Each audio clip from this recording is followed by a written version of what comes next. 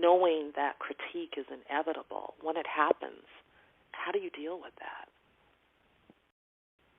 It sounds really like not the mature thing to say, but I feel like I really have, in order to build my courage, I think I knew that that was like precarious, and it was something that I needed to protect, and that also my courage was something I could build like a muscle over time.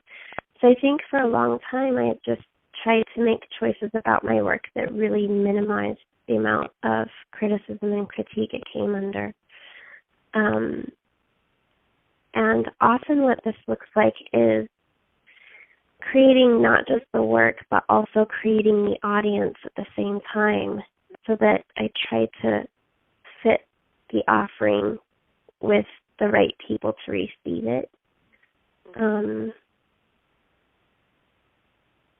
That I've really tried to protect myself for a long time from that.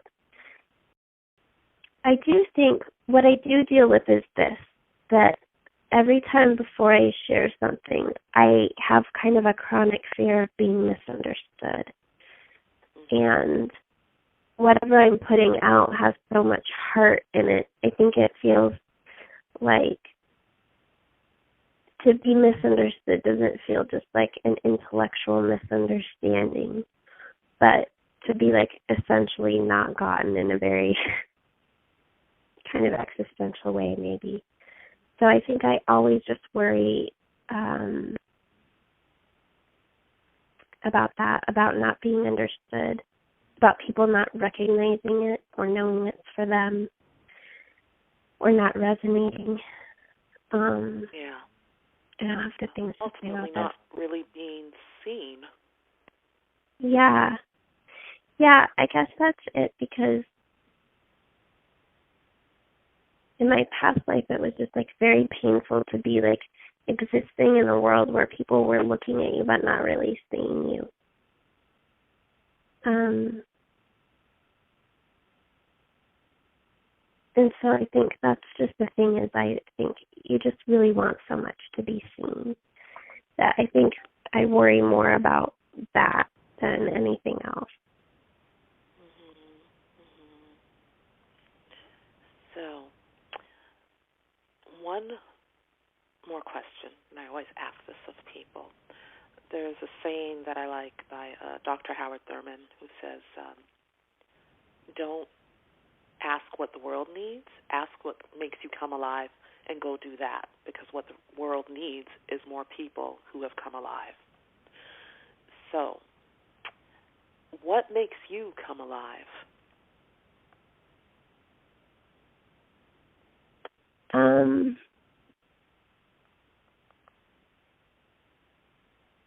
For me, I think there's something very magical about having an experience of belonging. And I think when everything goes well, that's kind of the ultimate end game for vulnerability. It's that I'll take a risk, I'll let something of myself be seen.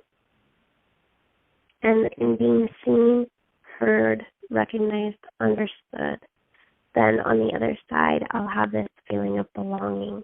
And maybe the other person who I'm sharing with, or the people I'm sharing with, will also have an experience of belonging on their end too. Or we'll all both be looking at each other and thinking, I'm not the only one. And that we'll be present to something universal about what it means to be a human being, and have one of these moments where we realize we really aren't alone. We really are more alike than we realize.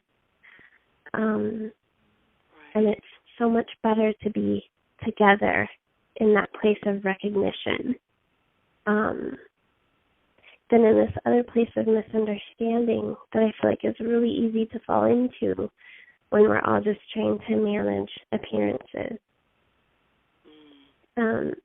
So for me, I think everything for me is about that, is having the kind of experience where I can feel, even walking down the street, that I belong in the world, that I belong in my family, that I belong to my neighbors, to my friends, to all the makers in the world who are out there in their own journeys, being brave and choosing vulnerability and daring to do something outside the lines of just managing appearances, to risk letting something more true leak out.